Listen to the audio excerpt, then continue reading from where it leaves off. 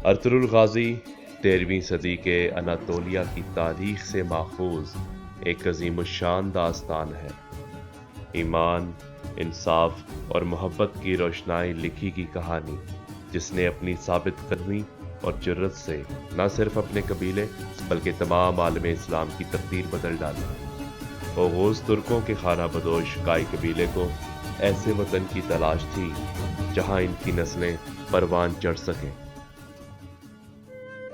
तुर्की आज़ाद होने से पहले मुसलमान बहुत मुश्किलात का शिकार थे क्योंकि वहां मंगोल और टेम्पलर्स कब्जा करना चाहते थे।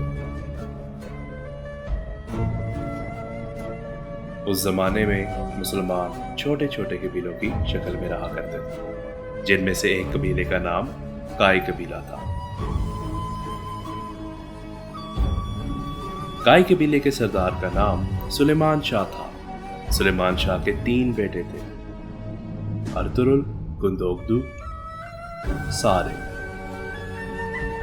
अर्तुगरुल एक जंगजू सिपाही था जिसके 3 साथी थे, तुर्गुत, बामसी और रोशान। एक दिन अर्तुगरुल अपने साथियों के साथ शिकार पर गया। रास्ते में उसने देखा कि कुछ लोग एक औरत को कैद करके लेकर जा रहे हैं।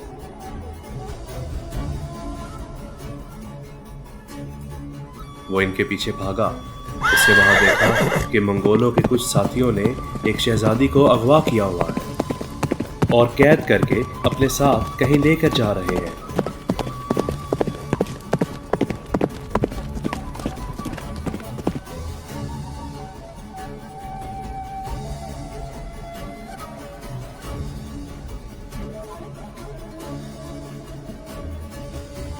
अर्तुगरुल ने उनसे लड़ाई की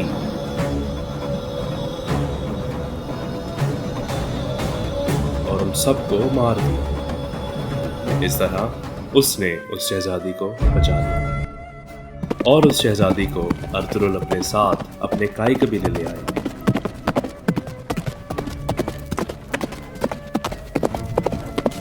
उस शहजादी का नाम हलीमा सुल्तान था।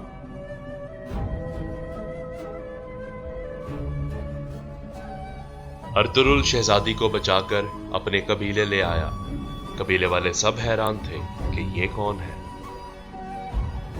अर्तुगरुल उसे अपने खेमे में ले गया।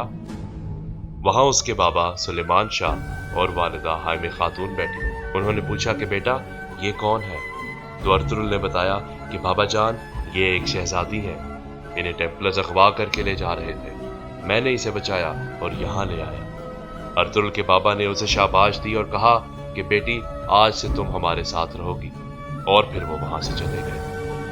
अर्तुगरुल के भाई गुंदोगदु को जब इस बात का पता चला कि अर्तुगरुल किसी शहजादी को बचाकर कबीले में ले आया है, तो उसे उसके साथी गुंदोगदु ने सिखाया कि इस शहजादी की वजह से हम पर बहुत मुसीबतें आएंगी। गुंदोगदु उसकी बातों में आकर सुलेमान शाह के पास गया और कहा कि इस शहजादी को कबीले से बाहर निकालें, यह हमारे लिए मुसीबत लाएगी। जिस पर अर्तुगरुल को गुस्सा आ गया और वो गुस्से में अपना घोड़ा लेकर पहाड़ों की तरफ चला गया।